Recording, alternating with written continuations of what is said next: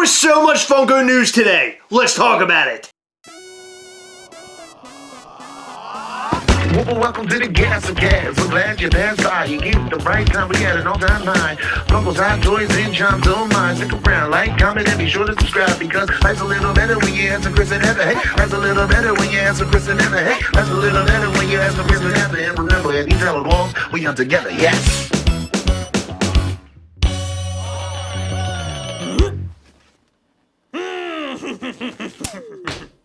Today we were supposed to have a How Tuesday video, aka Funko University, where we teach you a bunch of stuff. Well, Funko had to ruin that by giving us a whole bunch of news to cover, so here's some news. So Funko did their financial presentation today to their investors, and although that sounds very boring, there was a lot of incredible information that came out of it. But before we talk about that, there is one thing I want to discuss. And no, it's not us telling you to subscribe and hit the like button. Just subscribe and hit the like button. It's yeah, good. just do that. Do it. No, I want to talk about the Little Mermaid VHS set, like, cover. Did you see it? Yeah, I saw it, and you know what I didn't see? A big old dong. That's right. Funko is playing hide the sausage. And I don't know if I like that or not. Oh, they hid it, and they didn't hide it in plain sight. If you're not aware, when this VHS first came out, the cover actually did have some sort of phallic hidden piece in the artwork. It wasn't phallic. It had a So I own the original VHS, and if you look right there, right in the center, there is a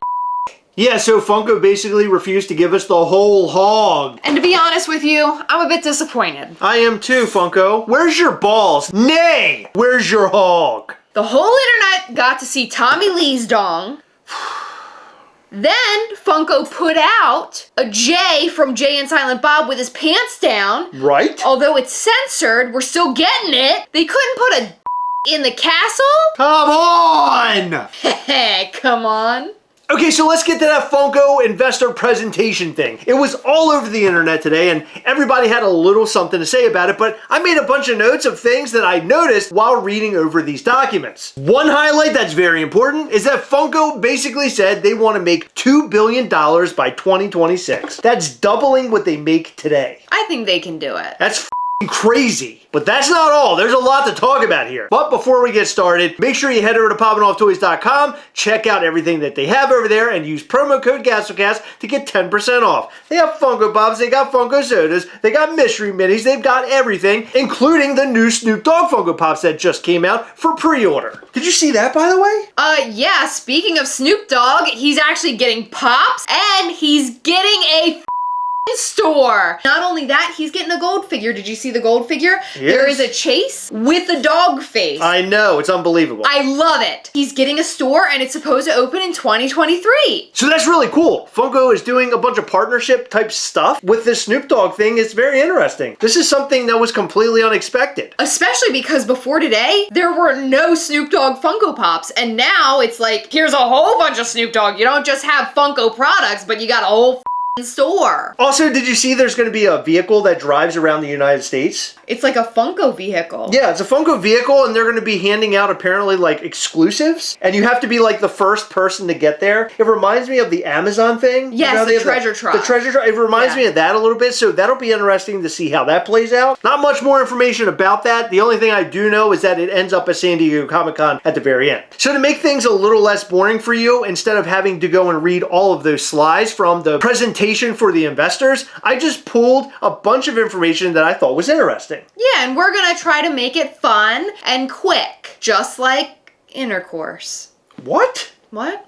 One really interesting thing is that based on the analytics that Funko provided, there are more female collectors than male collectors. Apparently there's 51% female collectors and 49% male collectors. What's crazy about that is that per our analytics, we have way more male viewers than we do female viewers. So what's that tell you? All the men are coming for Heather.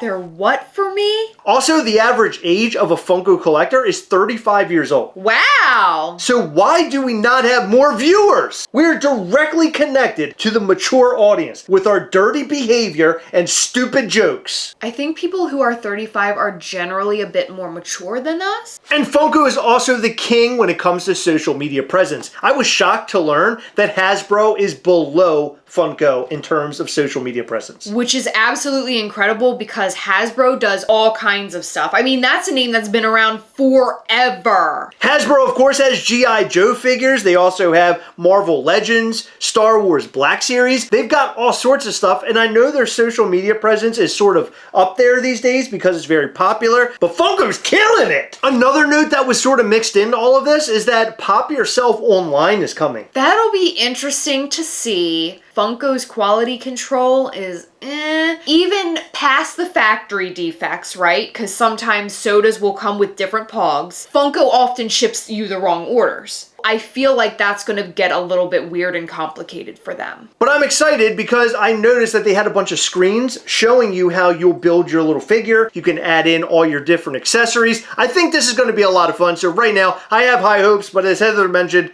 this could be f***ed up. Biddy Soda. They're doing small pops and small sodas. They're trying to compete with mini brands. They are. Mini brands are so popular, and instead of giving the rights to Funko Pop or soda to mini brands, they're creating their own miniature collectibles, which I don't care. I mean, I have no interest in this. I'm eager to get some in because I want to see them, but I don't give a One huge piece of news is that Funko is branching out internationally. This is really big news because there are a lot of places like Canada that cannot order from Funko Shop. I would be curious if Canada would be in all of this, if they're going to have like their own distribution hub, or if they're going to be able to order from Funko.com. That would be amazing, and I know that is one of the biggest things that people mention in our comment sections when we're talking about Funko Shop exclusives. A lot of Canadians are basically like, hey, I feel completely left out because Funko does nothing about this. So it looks like Funko said, it, we're gonna do it. And the reason why they're doing it is because of the money, baby. As you can see, Funko wants to make $2 billion by 2026. And how do you do that? You expand your markets, you make more product, and you double down on NFTs because that's exactly what they're doing. They're not only in wax blockchain anymore, they're growing out. Yeah, and this is actually a bit problematic in my opinion because they're making things more complicated. I won't know for sure until we actually see this in action and see what exactly they're doing, but I know for a fact that Ethereum is not a green blockchain. And a lot of people in our NFT videos say, oh, NFTs are bad for the environment. Wax is considered a green blockchain. It's considered not terrible for the environment. But there's a note that was on one of those slides that mentions NFTs. But one thing they do mention is about OpenSea and Ethereum. And they say that there's going to be high-end NFTs. And here's what I'm thinking. I'm thinking this is only going to be NFTs. Literally just digital cards. This is not going to have anything to do with what happens on the wax market. This will not include physical Funko Pops. So this is just a guess. This isn't what they This is a guess, and that's what it seems like to me when you read the line. The line says, high-end NFTs on OpenSea and Ethereum in 2023. High-end NFTs. It doesn't say high-end physical Funko Pop NFT. It doesn't mention any of that. So it makes me think that these are going to be high-end, meaning they're going to be maybe $100 NFTs, and they're going to start making their money specifically off NFTs. They're building the NFT business. That's very interesting, and that's a really good interpretation. You might be right. I wonder if they're going to hire like big-name artists in order to create these NFTs for Funko. My favorite slide throughout all of this was the NFT slide, and I love that in the bottom corner it shows Funko fanatics, pop culture enthusiasts, gamers, and sneakerheads and hype beasts. What the f? I want nothing to do with that slide. Also, Funko mentions the secondary market. This is big business for them. There's a lot of money to be made in the secondary market, and they mentioned their recent partnership with eBay. eBay is a huge thing for them, and they can do all sorts of cool Funko Pops on there that are maybe limited releases and things. But one thing they mention on here really put a bad taste in my mouth. And I've kissed a lot of ass over my years. They mentioned Whatnot. Funko, how dare you! Do they go into detail about Whatnot, or do they just mention that as like a secondary market for Funko? They mentioned that the amount of money that's made on the secondary market. Basically saying, hey, we're very valuable. Not only are we valuable when we sell our items, but these items are also valuable when it comes to the secondary market. They're saying there is $700 million to $1 billion made per year in dollars sold for Funko. On the secondary market? Secondary market. How are they making money on the secondary market? Funko currently receives $0 in revenue. eBay partnership sets up for a strong partnership with leading secondary marketplace. Funko has identified multiple ways to participate in secondary revenue. Secondary revenue goes directly to the bottom line. So that means that they're getting involved in the secondary market in a very big way, and they're not very clear about it, but they do show the Whatnot logo. They show a Pop Shop Live logo. They show the Comic-Con logo, and they say huge secondary market in all Comic-Cons worldwide. So that's another way, I guess, that they're making money. But then their eBay, which is their inked partnership. Are they selling a certain amount of pops to like authorized Comic-Con resellers? Are they wholesaling pops to like authorized Whatnot sellers? Like, I'm just curious how this is gonna work. I have no idea, and it's not like in writing here. It just basically said there's a lot of money to be made in the secondary market, and now Funko wants to jump into it. And this is not a mind-blowing idea, because Funko does lose money in the secondary market. You have your eBay sales from the past, your Macari sales, you have your sales in Funko groups. They just get the money that they get from selling retail priced products, with the exception of NFTs, because they do make some money on the secondary market with NFTs. So speaking of NFTs, there was actually a screenshot grabbed from the Drop Discord. Somebody asks, guessing that would be some sort of separate NFT release, it's hard to imagine they'd abandon Wax after investing in it so much. Nate from Tokenhead and Drop says correct. So that means that what's happening on OpenSea and what's happening on Ethereum is going to be a separate beast from the Wax stuff, and the Wax stuff most likely will be the most important thing. Our friend Brian Barrick, who is also an admin and mod in the Gastlecast We Hunt Together group on Facebook, if you're not there, go and join. His point was that Funko is releasing absolutely too much, and it's hard for the average collector to keep up. And I 110% agree with that. Because in the past, most people would just go out and buy pretty much one of everything on the shelf, especially if it had a limited sticker on it, or maybe it had a chase sticker. It was easy back then. There wasn't a whole lot to choose from. But today, they have so much out in the marketplace. And don't even get me started about NFTs. They're doing a drop for that like every 3 weeks or so now. Yeah, so this is a good thing, but it's also very overwhelming to collectors, in my opinion. I have always been the type of collector who just collects what I like. There are a lot of collectors who are completionists, and what Funko is doing makes it incredibly hard to complete sets. But on the plus side, what this does is it makes it easy for new collectors to get into this world because they're expanding their horizons. They're coming up with so many different new products that are going to draw people into the Funko world. Which will in turn make them a ton of money, and that's what they're trying to do. By 2026, as we mentioned before, they want to make $2 billion. So they're going to do everything they can.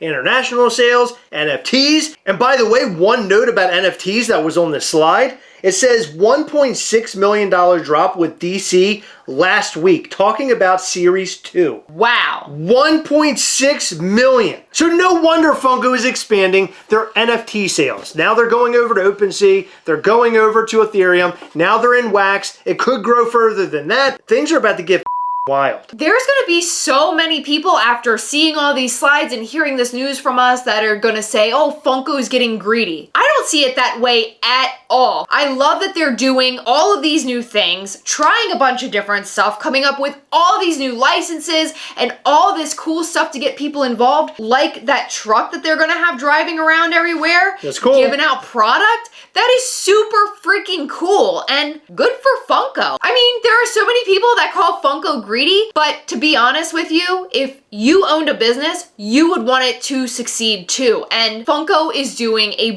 brilliant job by drawing more people in. Yes, it is overwhelming. No, we're not going to be able to collect every single little thing they come out with, but you got to pick and choose. So bottom line, Funko wants to grow and grow and grow so they can be the biggest toy company in the world. And right now, as it stands, they pretty much are. They're making tons of money, hand over fist, and they're doing a very good job at it. And this whole NFT thing that's been going on that a lot of people are turning their nose up to, that's making them more money than ever. I can't wait to see what happens with the Expanse, and I just want to say, I do agree with Heather that I think it's cool what Funko is doing, but I also am a little concerned. They're doing a lot, like a lot. And us collectors who have been around a long time, knowing they're doing all of this stuff, will they continue to focus on limited pieces? Are we only going limited pieces when it comes to NFTs? What's going to happen? I want to know, and I guess we'll find out over over the coming years. But we would like to know what you think about all of this news. Was this mind-blowing to you? Was there anything that just totally stood out for you when it came to this presentation? And how excited are you for Pop Yourself at home? Let us know all that and more in the comment section down below. In every video, we like to thank some of our patrons from Patreon for their ongoing support. We appreciate all of you, and we like to shout out to 10 of you in every single video. In this video, we'd like to shout out to Moondoggy16, Eddie Hamill, Richard Perez, Rudy Castillo, Calvin Lee,